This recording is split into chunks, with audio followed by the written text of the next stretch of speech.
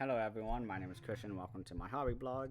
Today we are doing day 5 of Spooktober, 31 days of spooky movies, horror movies, anything that fits the Halloween season. So today we are discussing a movie that I was really hesitant on buying, and then it went out of print pretty quickly, if I recall right.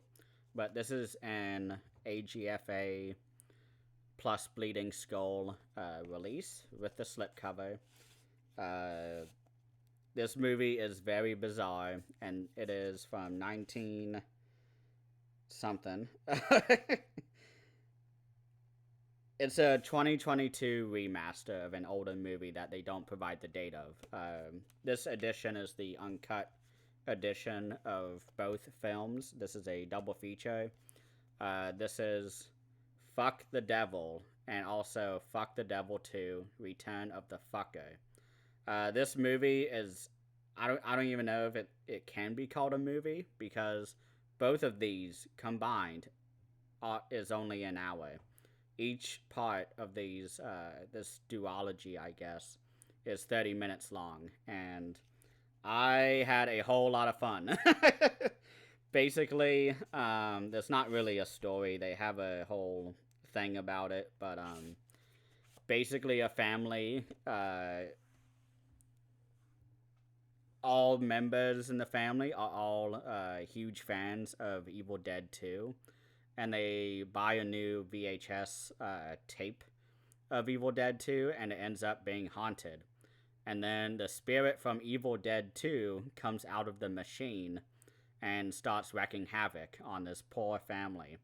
And a very quick note, if you did not notice by the cover, that head and the blood effects, this movie I don't think is high enough budget to be considered micro budget. This is the lowest of the lowest budgeted movies I've ever seen. I don't know what was sort of the impetus for making this movie. I don't know why they made this, but you can tell that they had a whole lot of fun. They are obviously huge fans of Evil Dead 2. And one of my favorite parts about both of these movies is that, especially in part 1, it starts right off the bat with this really weird demon vision, which you see a lot in Evil Dead, where it's really sped up and it's going through the woods and you hear the loud rushing sounds in your ears. And in this movie, this is again a very low budget, even micro budget film from Germany. So it's all in German, subtitled, but the entire time they have that demon vision, it's the guy holding the camera going, he sounds like a race car. And it is absolutely hysterical because what you're seeing on screen is, people stabbing each other and blood going everywhere. We start right off the bat with a baby getting possessed by the demon, stabbing the father in the leg, and then the father kicks the baby and kills it.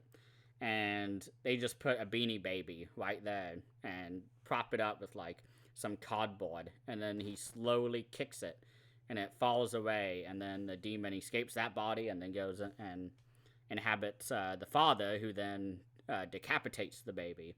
And this movie, the first one at least, is definitely worth a watch. This is definitely going to be a movie I rewatch over and over again. Anytime somebody who loves Evil Dead 2 comes over, and I make them watch this, because this is very short, especially if you don't watch them back to back like I did.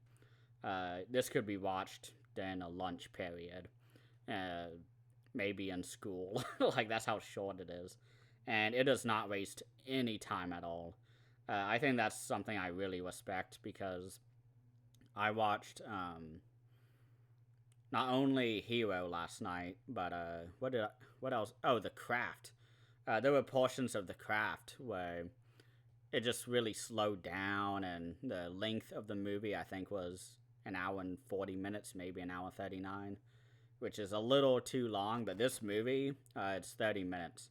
And I'll mostly be talking about part 1, because part 2 is a noticeable drop-off. And it's still fun, though. It's 30 minutes, so you can't really complain too much about it. It's not like a 3-hour movie. It would be dead on arrival if it was that long. But this movie has no filler in it. It does not waste any time. There is no semblance of a story going on. It's just a demon getting unleashed in an apartment, and this German family just slowly kills each other off, and people just randomly walk in so that the demon can continue killing people. And it is absolutely amazing, even if the effects are absolutely horrendous. And you can see the person just off screen holding a head while it's floating, or when a body falls off the building, like in part 2, it's a dummy. They don't even try to hide it. They just push it off. I think you can even see a hand push the dummy. This movie is an absolutely fun time. I would not say it's a good movie at all in terms of craft and all that, but that it doesn't matter to me. This movie is all about fun. This movie definitely has the fall spooky feeling. They even have a portion of the movie where they get a haunted Nightmare on Elm Street VHS tape, and Freddy comes out, and there's a little too much of a tease because nothing happens with it. You just see his hand, and it goes with the needles, or I guess the blades, needles in part 3. But yeah, this movie is just a whole lot of fun, and it's only an hour for both of them. So if you want to beef up your Letterboxd movie count, go ahead and watch both of these. In the time it takes to watch 2/3 of a full-length movie. I'm happy to have this. This was one that I kind of caved because of peer pressure, because I saw everybody getting it, and I was like, oh my gosh, I gotta get it. But I just noticed here on the back, the guy has an Evil Dead 2 t-shirt, and it's in German. I would have to. Tanz der Teufel 2, Evil Dead 2. And you have also the VHS tapes on the, I guess, your right side, on this side. And you can see on the top is Nightmare on Elm Street, which I can't see the lettering, so it's going to be a little hard for me to say the German spelling. But one thing to note is that on this release, the inside art and the art on the other side of it, so no matter what you do, it's the exact same. But for the fact that the word fuck is censored on the other side, so I'll show you here real quick. It kind of threw me off when I first opened it, but you can see that it's F star or asterisk, CK and all that. And then on this side, it is fully spelled out. So I flipped it to the uncensored one because it's the uncensored cuts. But one thing I just realized that I didn't do is that they actually have a essay about this movie. I didn't even notice. I'm so used to there not being an essay in like an AGFA release that I didn't even process that they had. So I wish I read that before reviewing it, but it's a whole lot of fun. I'm sure the essay writer says exactly the same thing as I do, how wonderful, charismatic, fun, everything this movie is, or both of these movies. But yeah, that's really it for today. I don't think I will do another video, so looking forward to seeing everyone on Spooktober Day 6. We are almost a weekend to Spooktober.